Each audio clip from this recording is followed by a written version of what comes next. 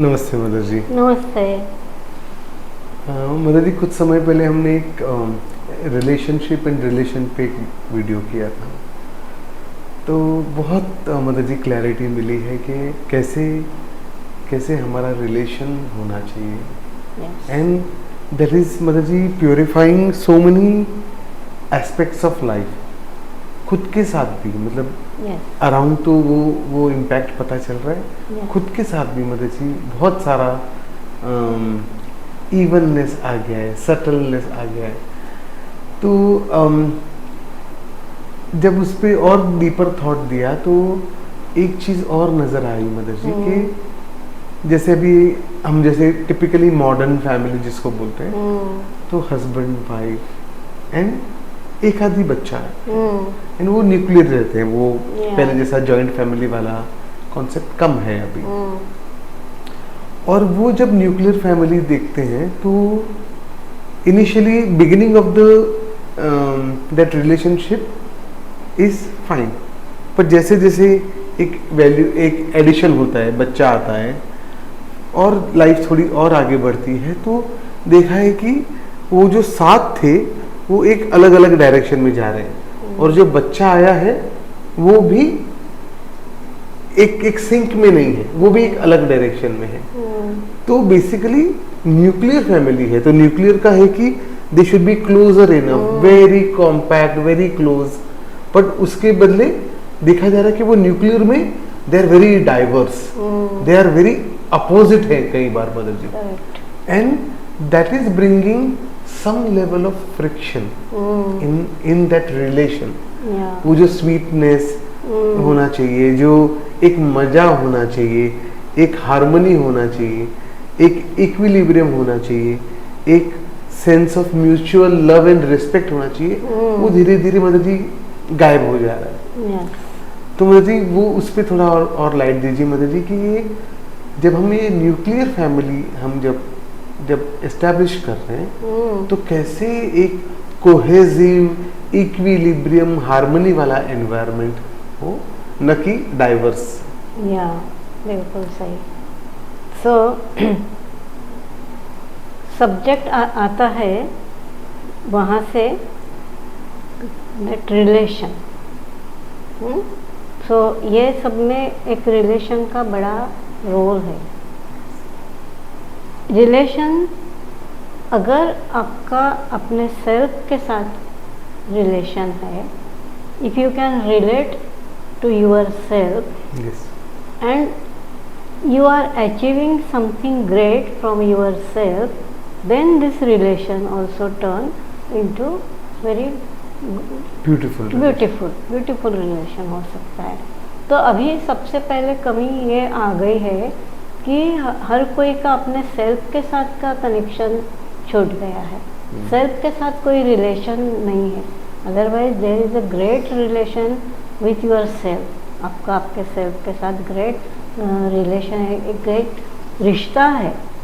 और रिश्ता है सुंदर लाइफ का, रिश्ता है एक पावरफुल बीइंग का, रिश्ता है आप कुछ भी कर सकते हैं, वो power is coming from your self. लेकिन जब सेल्फ से ही आपका रिश्ता नहीं रहा, तो ना तो आप वो पावर को हासिल कर सकते हैं, ना तो वो शांति को हासिल कर सकते हैं, ना तो वो टुगेदरनेस को हासिल कर सकते। What ever is a great variety of your self, वो किसी को भी आप ले नहीं सकते, क्योंकि आपका उसके साथ रिश्ता ही नहीं रहा है। और एक दूसरा सेल्फिशनेस अपने खुद के अंदर क्रिएट कर लिया है, तो उन्हें खुद का ही सब अच्छा हो ये सोचने के लिए, इवन दो खुद का अच्छा जो सोचते हैं वो भी अच्छा नहीं होता है, क्योंकि you are not aware about that, you are not conscious about that, बहुत सीमित थिंकिंग। कि इवन आप खुद का भला कर रहे हैं और जो एक्टिविटी कर रहे हैं आप अच्छे से देखेंगे तो आप तो खुद का अहित ही कर रहे हैं। ये सारे जो रिस्पॉन्स आपके हैं लाइफ के प्रति और एक दूसरे के प्रति, वो तो कुछ अच्छा होने की संभावना नहीं दिखाते। They are going very down and down all the time ना। तो पहले तो हमें ये हमारे सेल्फ को समझना होगा उसके साथ रिश्ता जोड़ना होगा। And then real, what is real enjoyment of life. अभी रियल एंजॉयमेंट लाइफ बोलने से ही आपको ये इसका ज्ञान होता है कि enjoy, enjoy means you are in Joy.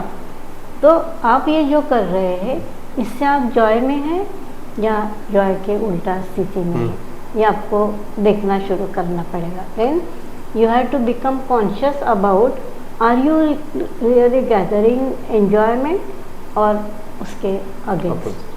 So, are you really getting satisfied with whatever you are doing, or you are continuously dissatisfied? Are you really getting some light from this cosmos, or you are continuously going towards darkness? And what is darkness? All that selfish activity, all that sadness, all that badness, all that feeling of getting separated. तो इस type के जितने भी सारे feeling है they are dark part of life. और आप एक दूसरे को जानते हैं, समझते हैं, प्यार करते हैं सचमुच एक दूसरे को, सचमुच एक दूसरे को ऊपर उठाना चाहते हैं। एंड माय फैमिली जो आप बोलते हैं, is that really family? Family है तो बॉन्ड रहेगा। आप एक दूसरे से जुड़े रहे, एक दूसरे को समझेंगे, एक दूसरे का केयर करेंगे। आपको ऑल द टाइम ये रहेगा अंदर से कि इसको कैसे मैं और खुश करूं, इसको कैसे मैं हेल्प करूं, इसका उन्नति के लिए कैसे हेल्प करूं, इसको ज़्यादा रेस्ट मिलने के लिए मैं क्या कर सकती हूँ। जैसे one person is continuously in work and continuously in action and continuously giving so much energy for all that work, so that person needed some rest, no, real rest. And that real rest where from coming? कहाँ से आएगी real rest? नहीं बताइए मुझे। Only with love, ना? With love, yes. जैसे कोई उसको ऐसे प्यार से ऐसे करेगा, कितना कंफर्टिंग, वो एकदम रिलैक्स महसूस करेगा। एंड कोई उसको प्यार से बोलेगा ओके ओके अभी अच्छे से रेस्ट करो,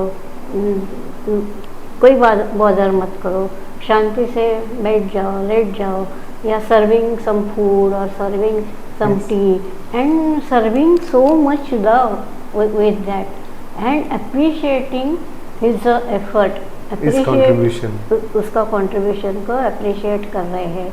और because of that उससे हमारा लाइफ कितना सुंदर बन रहा है वो भी जान पा रहे हैं। Means there is a gratitude also there, love is also there, gratitude is also there. और एफर्ट दे रहे हैं उसको और सुंदर, उसका बीइंग को और सुंदर बनाने के लिए। तो साथ में सुंदर शब्द भी यूज़ कर रहे हैं, अरे आपका वो कितना सुंदर है, आप कितने अच्छे तरीके से उसको करते हैं, आपका नॉलेज, भगवान ने कितना सुंदर नॉलेज आपको दिया हुआ है, and how divine is giving you all good qualities, and कितनी ग्रेस है आपके ऊपर।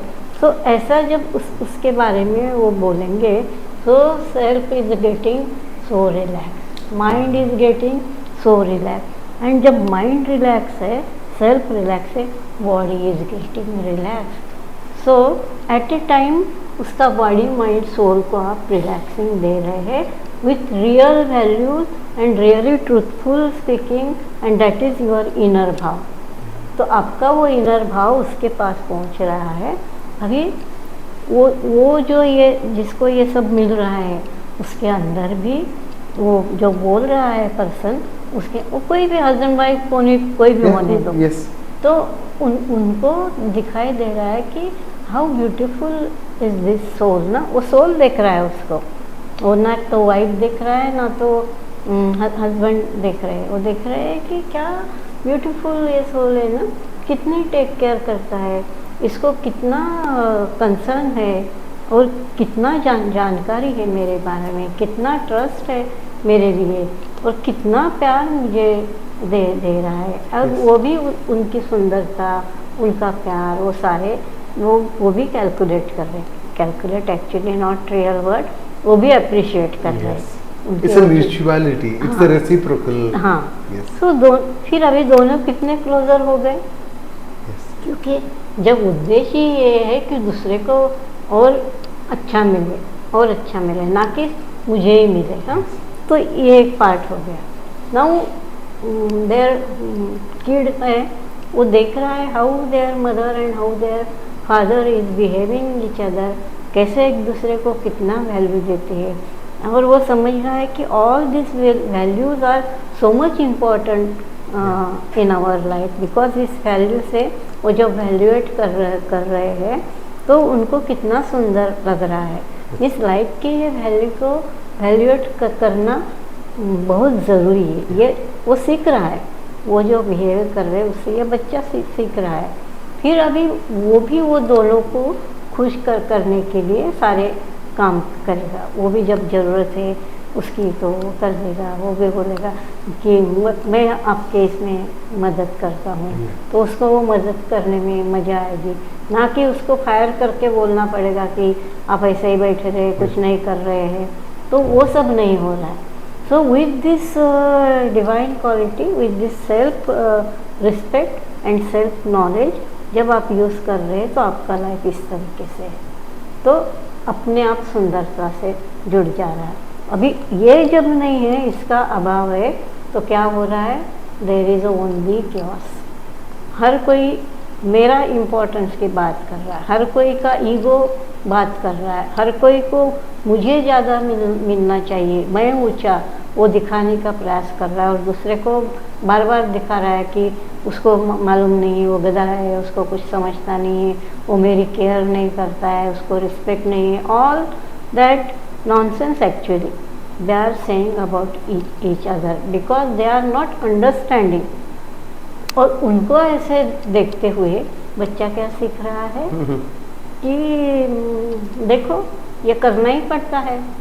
अगर हमको बड़ा है नहीं दिखाए तो दूसरा हमको कुछ ये नहीं देता है, वैल्यू Yes. नहीं देता है, तो ये ज़रूरी है, ये मुझे ज़्यादा मिलना चाहिए का ज़रूरी है, नहीं तो मुझे ज़्यादा कहाँ से मिलेगा।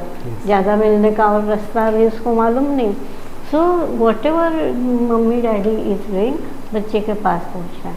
कभी कभी बच्चा काफ़ी अच्छा है और उसको पता चलता है कि what they are doing is all nonsense. हाँ, बिकॉज वो बच्चे को ग्रेस मिली है और वो बच्चा अभी खुद को एक अच्छा स्टेट में रखता है। एंड इंस्टेड ऑफ उनका बच्चा होने के बाद भी ये बच्चा बहुत सुंदर तरीके से अपना लाइफ जीता है। और अभी और सुंदर करने के लिए उसको क्या करना पड़ेगा, इनके पास तो नहीं मिलता है, तो in search of some other people जिसका ये सारे क्वालिटी है, वो उसके साथ अट्रैक्ट हो जाएगा। और मान लीजिए इसका गलत रिपरकेशन बच्चे के ऊपर आया और वो भी खराब हो गया, तो अभी बाहर के जग में वो इस तरीके की ही चीज़ें ढूंढेगा जहाँ सेल्फिशनेस है, जहाँ क्लैरिटी है, जहाँ दूसरे के बारे में कुछ ये नहीं है, तो बच्चा वो करने लगेगा। सो अगर सब कोई अगर इसको अच्छे से जानते हैं और रिस्पेक्ट करते हैं एक दूसरे का, इवन वो बच्चे के साथ जब ट्रीट कर रहे हैं, दे आर नॉट कंपेलिंग वो बच्चे को, वो देखते हैं कि बच्चा कुछ हरकतें कर रहा है जो इनके कॉन्शियसनेस में फिट नहीं करती है। फिर वो देखेंगे कि ये क्यों ऐसे कर रहा है, क्या रीज़न है, some reason has to be there ना। फिर वो जाएंगे, देखेंगे उसके एनवायरनमेंट में, देखेंगे कि वहाँ क्या क्या हो रहा है, कहाँ से ये आ रहा है। और जब उसका एनवायरनमेंट में जाके देखेंगे, उनको ये पता चलेगा कि उनका जो कंडीशनिंग ऑफ माइंड है, उनका जो कॉन्सेप्ट है, that is not matching with बच्चे का इन्वायरमेंट। और इसको अगर लेके बच्चा वहाँ काम करता है तो बच्चा is going in a great suffering, जो इस दुनिया में वो उसको लेके काम नहीं कर सकता है। So again you have to understand कि आपका बच्चे की अभी क्या रिक्वायरमेंट, सचमुच क्या रिक्वायरमेंट जो आपने सोची है, वो अभी आपका ज़माना का तो कुछ भी नहीं रहा है, सारी चीज़ें बदल गई है। बहुत डायनामिक है और बदलती हुई चीज़ों के साथ उसको क्या करना है वो भी बदल गया है। तो अभी आप बोलेंगे कि बच्चे को आप घर साफ रखो, आपके कबर्ड ठीक रखो, या वो सब सही है, लेकिन ये इतना सारे वर्कलोड उसके ऊपर है, उसके लिए उसका वो पार्ट में ज़्यादा ध्यान नहीं जाता है, और वो not giving priority to all that thing. उसका प्रायोरिटी है उस नॉलेज को और बढ़ाना, जो चीज़ें बाहर आई है उसको किस तरीके से यूटिलाइज करना है, ये ग्रेट नॉलेज जितना भी आ रहा है उसको कैसे खुद के अंदर अकोमोडेट कर लेना है, और उस तरीके से खुद को कैसे हायर फेस में ले जाना है। तो बच्चा is working for all that, और बच्चे के लिए वो एकदम सही है, ये करना भी है। तो यहाँ अगर आप पेरेंट्स उसको देखें और उसको समझें और उसको अप्रिशिएट करें कि really what you are is doing a very great job, बहुत सुंदर कर रहे हैं, आप खुद को उठाने के लिए बहुत सारे अच्छे काम कर रहे हैं, और कभी कभी आप इसको भी थोड़ा थोड़ा करके कर दो, एक साथ नहीं, लेकिन जब चीज़ें आप रख रहे हैं तो आप उसको पहले ही सही जगह में रख देंगे तो वो स्प्रेड नहीं हुई। तो उसको भी कैसे मैनेज करें, उसका आप सही नॉलेज दे रहे हैं, ना तो चिल्ला रहे हैं, ना तो उसकी कमियां दिखा रहे हैं, ना तो वो एक खराब बीइंग है ये दिखा रहे हैं। आप पहले उसकी अच्छाइयाँ उसको समझा के फिर आप उसको इसको भी कैसे वो आप आपके अच्छाई में आप डाल के इसको भी कैसे और ग्रेट कर दे, ये समझाए तो ठीक है। और अगर आप देख रहे हैं कि उसको सचमुच वो नहीं हो पा रहा है, he is not such capable now this stage, ऐसा है, तो आप क्या करेंगे, आपको वो सब बहुत अच्छा लगता है ना, आपको लगता है ना ऐसा रहे, आप कर दीजिए। और वो जब देखेंगे कि आपने उसका सब ऐसे करके रख दिया है तो उसको सुंदर फीलिंग आएगा ना, और फिर उसके अंदर ये भाव आएगा कि नहीं ये मुझे करना चाहिए, और फिर वो करने लगेगा, तो एक नई शुरुआत भी हो सकती है। हर कोई चीज़ भी आप दूसरे से फोर्स करके नहीं कर सकते, आप उसको प्यार से समझा के कर सकते हैं, उसका डिफ़िकल्टी समझा के आप उसको कर सकते हैं, और हर कोई जो कर रहा है उसका कुछ रीज़न है, इसको आप समझ लेंगे, और कैसे उसका वो रीज़न को आप हटा सकते हैं वहाँ कोशिश करिए।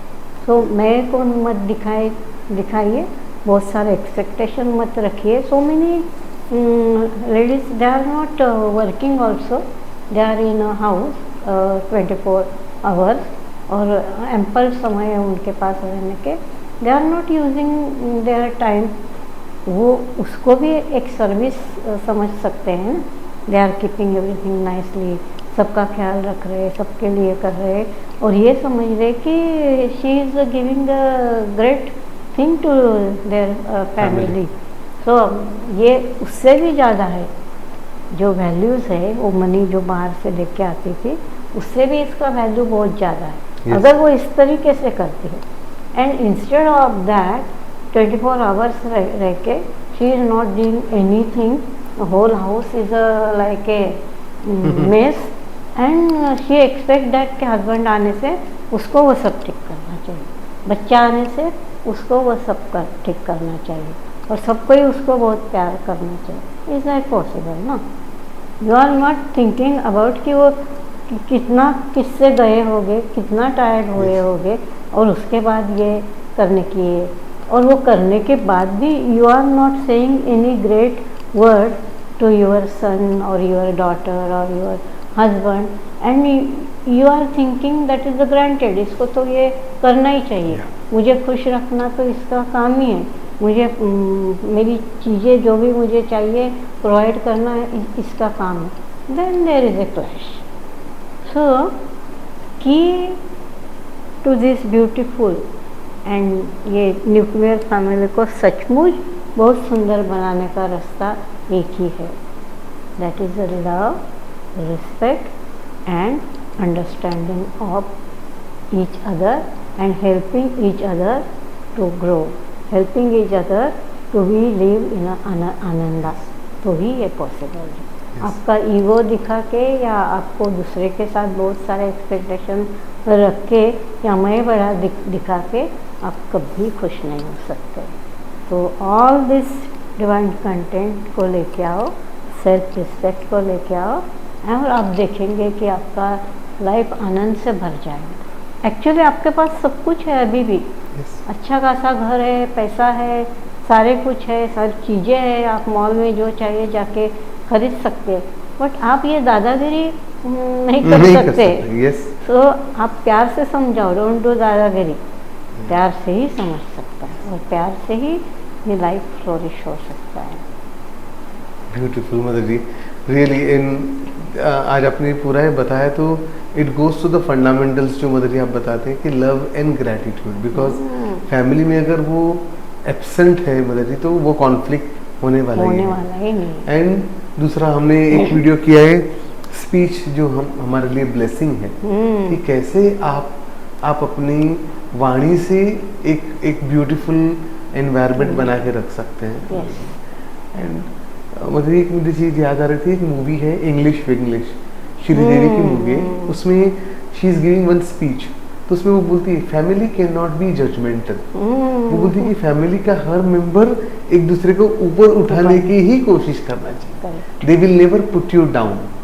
तो ये जो आपने बताया मुझे थी उसका सार यही है कि कैसे ये nuclear family can be a very beautiful divine unit कि वो साथ में प्रोग्रेस करें। और आप मतलब आप हर टाइम ये बोलते हैं कि हम अगर साथ हैं तो डिवाइन का इसमें कोई तो पर्पस है, और हम साथ बहुत सारे जन्मों से साथ हैं, तो इस जन्म में कॉन्शियसली बिहेव करेंगे तो we will progress together beautiful. Thank you very much, beautiful.